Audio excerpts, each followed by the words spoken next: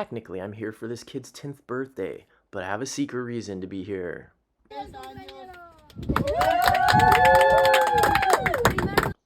Baltra Island has the main airport in the Galapagos, but nothing much else. It lies just across the canal from the main island of Santa Cruz. It is extremely dry and rugged, contains remnants from a World War II American Air Force base, and it is the home today to a small contingent of Ecuadorian military. It is also home, much more interestingly for me, to a lot of land iguanas. These rare and endemic iguanas coexist quite well with the military on this decrepit base. It ends up being a very interesting place to get close to the iguanas and also see them in a context that doesn't really look like what you would usually see in a David Attenborough documentary about the Galapagos. This beach next to the military base happened to be where this kid's birthday party was going to be, so luckily I brought along my sketching and nature journaling stuff. There are iguanas everywhere, and even though they're a relatively slow animal, I have to work quickly to sketch. There's also a party with kids running around and adults asking me questions, so it was definitely a good opportunity to practice nature journaling in a public place.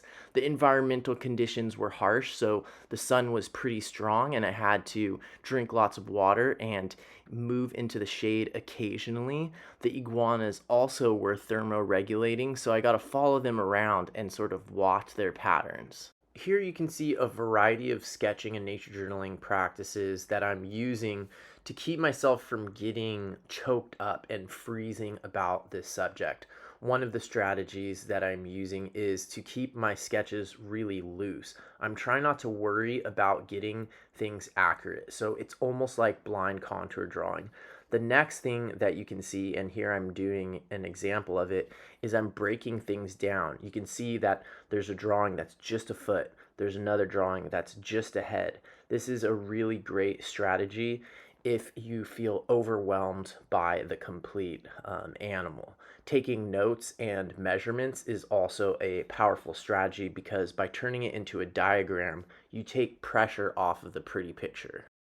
One of the most fun parts that I've been looking forward to about sketching these land iguanas is the colors.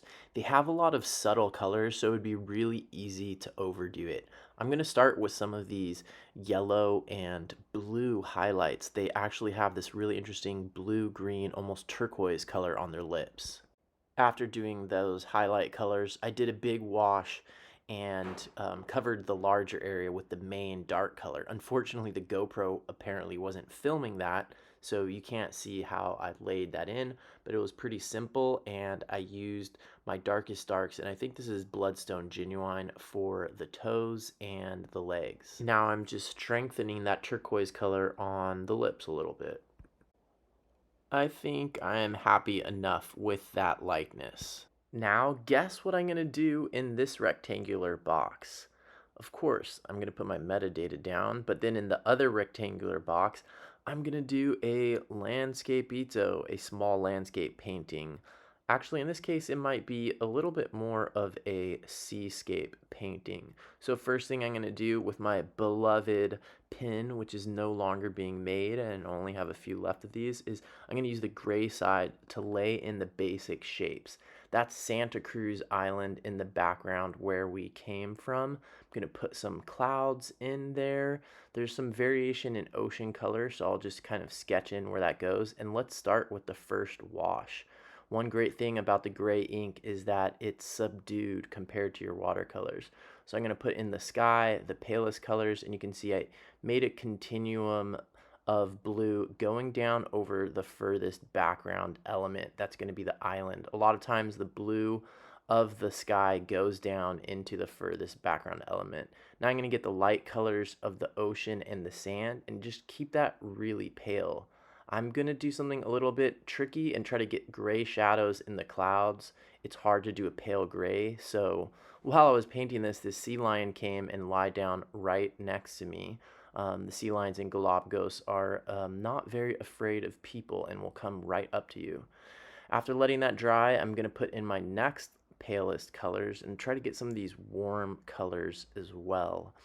You can see I'm going dark with the ocean, and there's definitely a fair amount of contrast in the ocean color, and there's this fading into the sand color and that turquoise, which can often be really challenging to paint. While this was drying, someone came up and started talking to me a bunch, but I tried to stay focused. And the dry weather and the wind on this island makes watercolor really easy. Now I'm putting in that dark color for the lava rocks, letting that dry a little bit. I'm using a fairly wet water brush. If you don't know about how to use different types of water brush, definitely check out my video about how to use water brushes. I'm going to add some of this texture into the ocean. It's fun, which means it's also dangerous and easy to overdo. Now I'm using my water brush that has a slower flow, and I'm adding a little bit of this vegetation. It's in the mid-ground, so it's kind of far. Don't want to put too many details. Whoa, and this sea lion just came right up to me in my chair. And I'm pretty much done with this. A few details in the foreground, more contrast, and I'm ready to do my next one.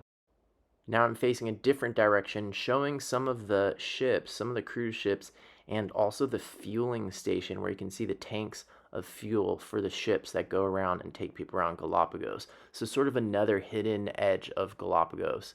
I'm putting in the colors right away, and I did the sketch really quickly with the gray pen once again. That was a little bit too wet when I added those colors, so I had a little bit of mixing there. Got some warm colors in the background. This lady started talking to me, so I got slightly distracted. She was saying how she wished she could paint, she wished she could draw, she wished she could sketch. And this is the kind of comment that I frequently get, is people rationalizing why they aren't doing something creative or making art. They often describe how they did it as a kid and then how they stopped or things like that. So I indulged her a little bit, but didn't go on too big of a rant. I added a couple little birds and sketches here and waited for my water to dry before putting in this next layer of dark water. Look at how beautiful it is here. I feel really lucky to be able to be here right now painting this beautiful scene. After all of those colors dried, I decided to touch up the sky. I usually don't have to do this, or ideally I wouldn't have to do this, but if you want to adjust the colors to make them more accurate, you can let things dry out and come back in. I also feel like adding some details to these ships. They have blue at the bottom, which is a little bit confusing. It's a very common color for ships to have at the bottom, but it also makes it a little bit confusing because they're sitting on the ocean. I've been trying to get better at painting human-made objects and including them in my landscapitos because it's a part of nature, and I think it's really important to show, even if the BBC documentary about Galapagos doesn't show that. All right, I'm feeling pretty good about this, and I would love to do more, but wait a second, what's that?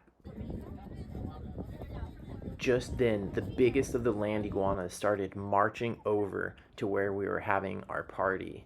It looked like it was on a mission, and even though it's moving quickly, I tried to get some fast sketches and get in position so I can do a better drawing of this amazing iguana.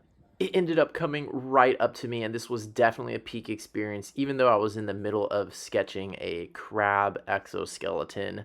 So barely got some sketches in, but what an experience. Remember, I'm trying to sketch in Nature Journal the world's biodiversity before it goes extinct. You can help support this mission by joining my Patreon. Learn more at this link here. Bye.